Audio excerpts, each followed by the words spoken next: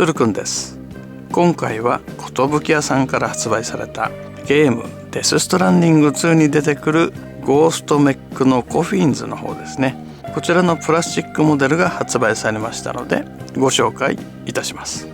デスストランディング2は今年の夏ぐらいに発売されてですね、私も、プレイをさせていただきました。配達が主なミッションになるんで若干地味なところはあるんですが、こういったメカがですね、いっぱい出てきてですね、さらには怪獣まで出てくるというなかなか面白いゲームでした。もちろんですね、エンディングまでプレイさせていただきました。ゲームの中でもコフィンズはかなり強い部類でして、どんなに攻撃してもですね、なかなか倒れないという固めのキャラとして設定されていました。またこいつの持ってる武器がかなり強力で、こいつを倒すとその武器がポロッと落ちて、それを使ってですね雑魚を一掃するという爽快プレイも可能でした。ゲームの方は発売されてから結構日にちが経ってしまっていますが、今から遊んでもですね十分面白いゲームなので、まだやってない方はですねぜひプレイをしてみてください。箱の表紙の方はですねちょっと一見するとごちゃごちゃしてて分かりづらいんですが、こちらが立った形態のロボットで、これがパタッとこう倒れてですね四つ足の状態になったのがこちらの絵になっています。でスケールの方はですね20分の1スケールになっています。こちら側はコフィンの正面からの立ち姿、四つ足状態ですね。それから武器関係とデカールというのが載っています。箱の上下の方は表紙の絵と一緒ですね。では早速箱を開けていきたいと思います。それではオープン。部品がびっしり詰まってるというものでもないんですが、そこそこランナーが入ってますね。こちらの赤いランナーの方は武器関係と手首関係が見えますね。背中にコフィンという棺桶みたいのを背負ってるんですが、それの内側のパーツかな。それから頭部のパーツですね。あとは腕関係かな。これは何だろう、パイプかなんかの部品かな。ちょっと紙に包まれた怪しげな部品が一つ入ってますね。クリアパーツと茶色のパーツですね。こちらがコフィンの表側のパーツですね。下側、こちらの方は武器関係かな。それから腕とか足のパーツですかね。こちらの方にもコフィンのパーツが入っています。裏は内部メカかな。こちらは関節系のパーツですかね。そしてマニュアルとデカールの方ですね。マニュアルはこんな感じ。表紙の裏には設定画が載ってますね。で最後のページに塗装ガイドの方が載ってますね。これだけ色があるんで真面目に塗ったらかなり大変そうなキットですね。マニュアルはこんな感じになっています。では早速ですね組み立てていきたいと思います。それではまず腕の方から組んでいきたいと思います。こちらインナーフレームにアーマーをつけていくようなそんな感じの腕になってます。腕のインナーフレームの方ですね、意外とこの少しシリンダーっぽいような部品があったりとかですね、結構細かいディティールになってますね。このインナーフレームにアーマーをつけていきます。こんな感じでアーマーを左右ですねつけますと。肺の方はですねそこそこいい感じですね。関節部分のきつさもですね、なかなかいい感じですね。きつすぎず緩すぎずといった感じです。でこの肺の方なんですが、こちらの方もですねこうピタッとなかなかいい具合にはめることができます。こちらが右腕で左腕という感じになります。こちらが先ほどのメインの腕の方なんですが、実はこの機体にはサブアームみたいなものがあって、胸の部分から腕が生えていて、銃なんかを持つような感じになるんですが、稼働はせずに基本的には固定の腕になっています。これはゲームやっていて正直ほとんど気がつきませんでしたね。ちょっと胸から手が生えてるのって不気味ではあるんですけど、なかなか面白いギミックではあると思います。次は背中についているコフィンの部分ですね。棺桶ですね。要はこちらの部分の組み立てをしたいと思います。結構コフィンのパーツって細かくて、この黒っぽいパーツにですね、赤いパーツをつけていくというような感じになっています。こちらが後ろ側になるんですが、これが前側ですね。こんな感じで前後をはめて、でこちらの蓋の方ですね、これをはめると。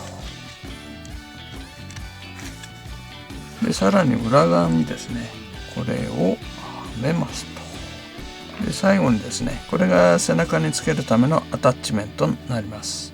このアタッチメントをここにはめて、さらにコフィンのこの肩の部分ですね、この部分に部品をはめますと。ここにつけますと。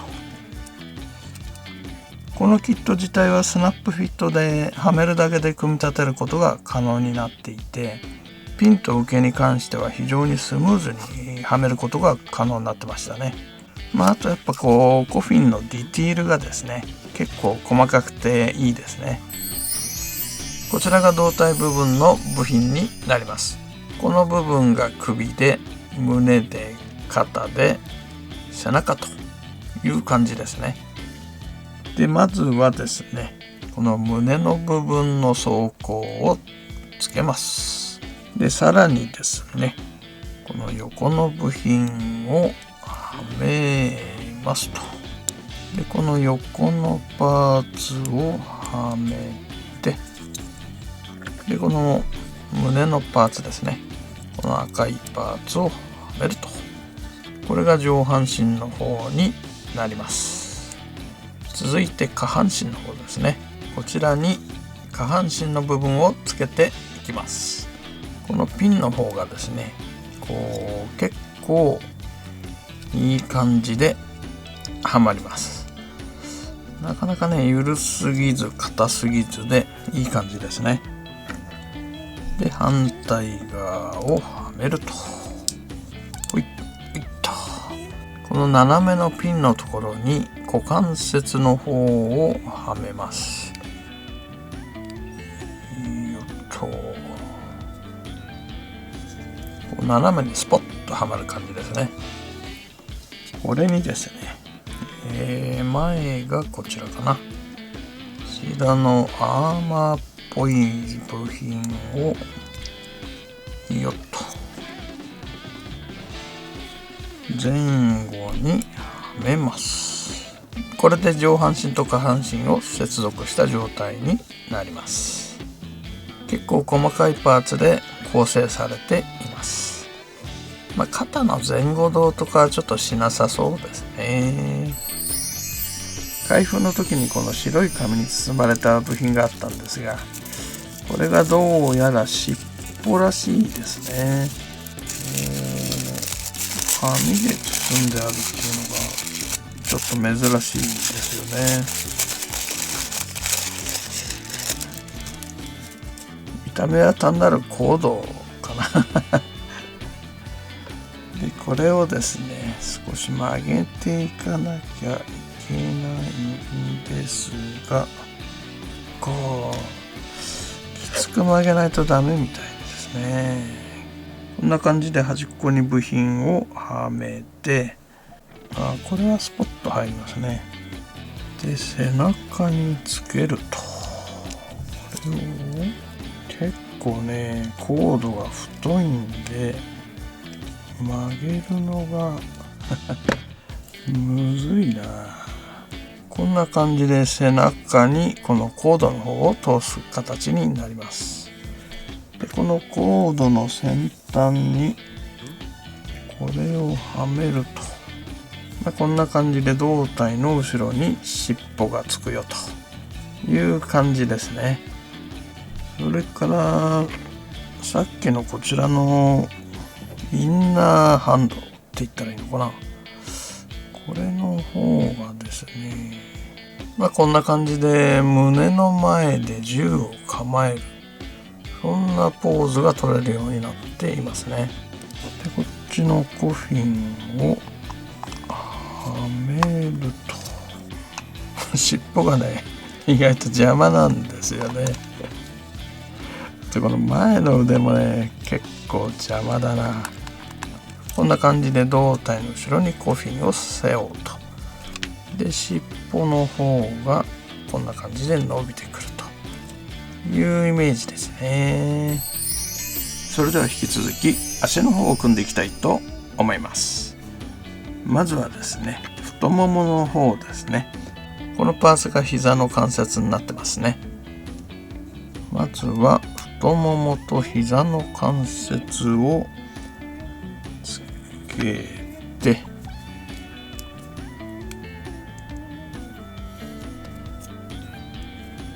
若干軟質系の樹脂になっていて、押し込めば普通にはまるような硬さになってますね。なかなかこのピンと受けの方の状態は良好です。続いてこちらの方ですね。ふくらはぎの部分になるんですかね。でこれが足首のカバーといった感じですかね。これをつけて、で反対側がこれですね。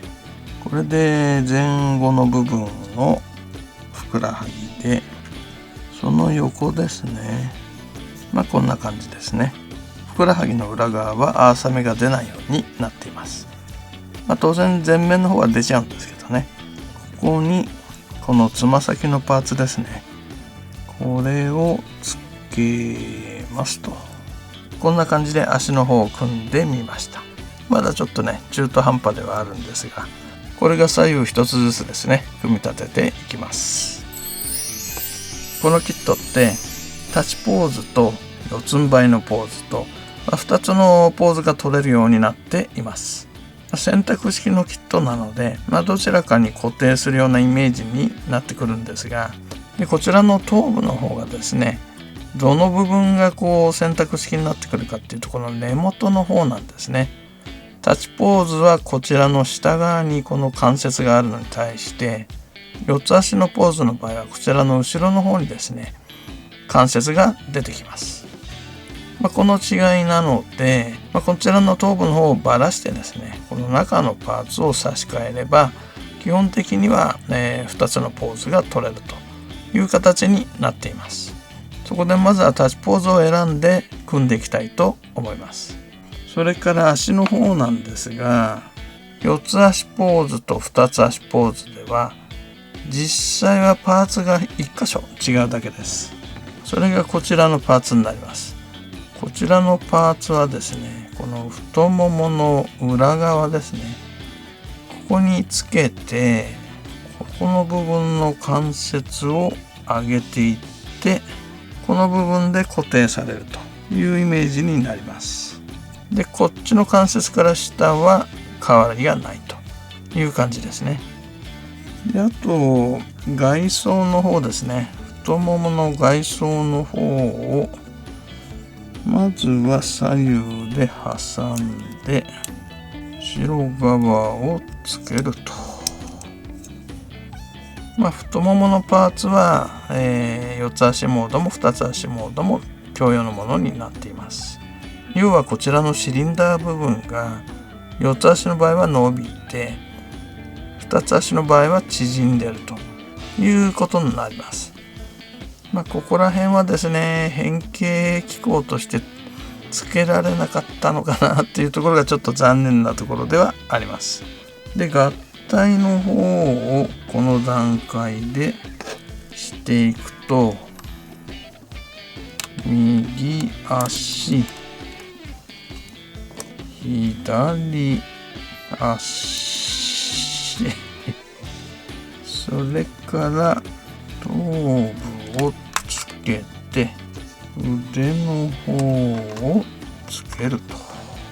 手首の根元は可動しませんので、ちょっとポーズ付けがですね固定になっちゃうかなっていうところですね。ちなみにこちら銃を持った手の方なんですが、一応手首の方がですね可動式になっています。これを刺して銃の方をある程度稼働させることが可能になっています。これで一応本体の方が組み終わった感じですね。で、あとはこちらのウェポンラックの方ですね。こちらの方を一度組んでいきたいと思います。ちなみにですね、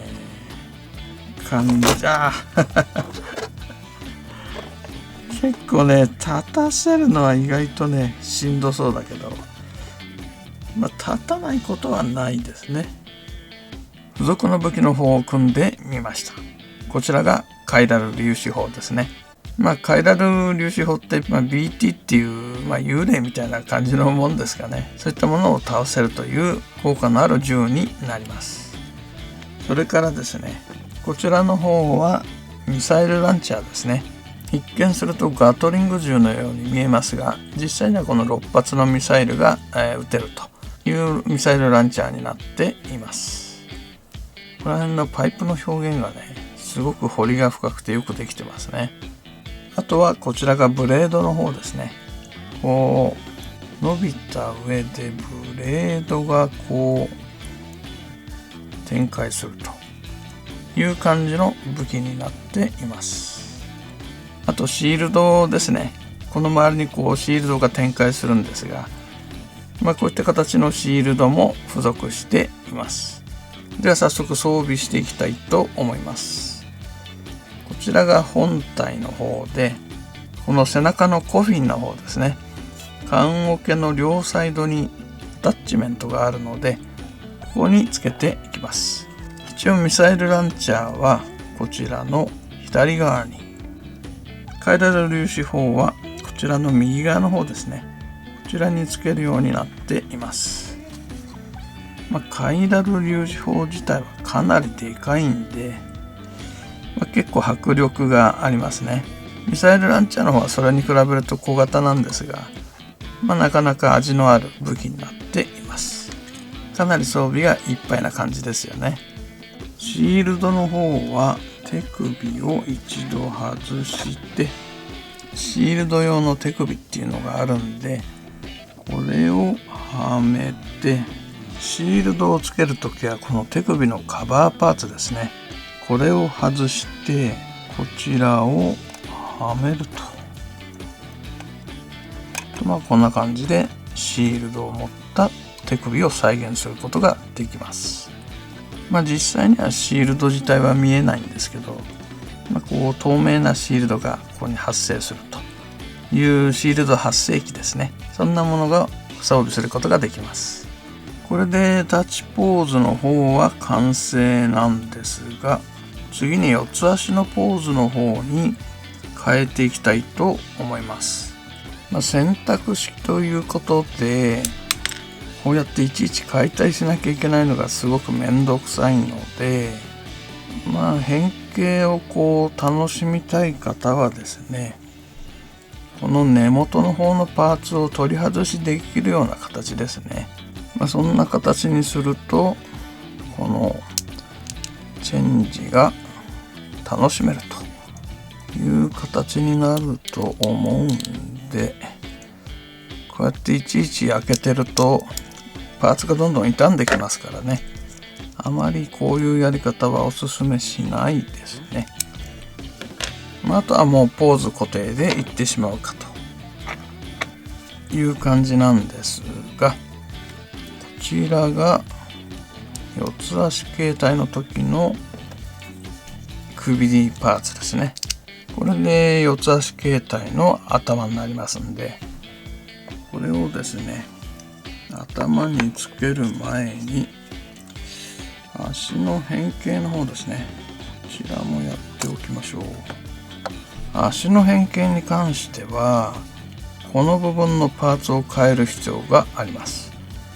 後ろのアーマーを外してて、こちらのパーツもあまりこう開け閉めしてるとどんどん傷んでいくんで、首の方はねその着脱式で解決するんですけど、こっちの足の方はね組み替えがどうしても必要になるかな。この部分ですね、このシリンダーの部分を一度外します。よいしょ、これですね。でこのシリンダーが伸びたパーツに差し替えます。でこのシリンダーの先っちょにこの関節部分を当てていくという感じですね。よいしょと、こんぐらいかな。こう90度曲げて地面に足をつくような形状になってきます。足の左右をよいしょとはめて、カッターの方ですね。さすがにシールドをつけたままだと再現できないんで、シールドの収納状態というのが可能になっていて、こちらのシールドを外してこっちに付け替えて、こっちの腕のですね反対側に付けますと。で手首もですね、四つ足状態の手首っていうのがあるので、腕の方の手首もですね、銃の方は手首がもう固定されているので、さすがにこれは使えないので、こちら四つ足用の手首に差し替えます。で最後に首をつけると、よっこらしょと、こんな感じで四つ足モードに変形ができます。でさっきの武器の方はですねそのまま使えますんで、こんな感じで四つ足モードですね。このでかいカイラル粒子砲なんかはね、四つ足モードの方がこうしっくりくるかもしれませんね。こちらのキットの方には台座がついていません。